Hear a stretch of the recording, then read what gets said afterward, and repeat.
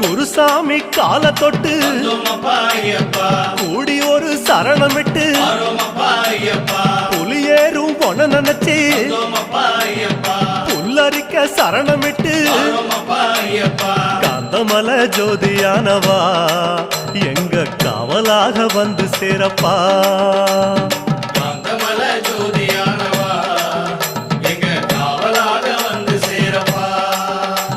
சந்நிதியில் கட்டும் கட்டி சபரிமலை காடு தேடி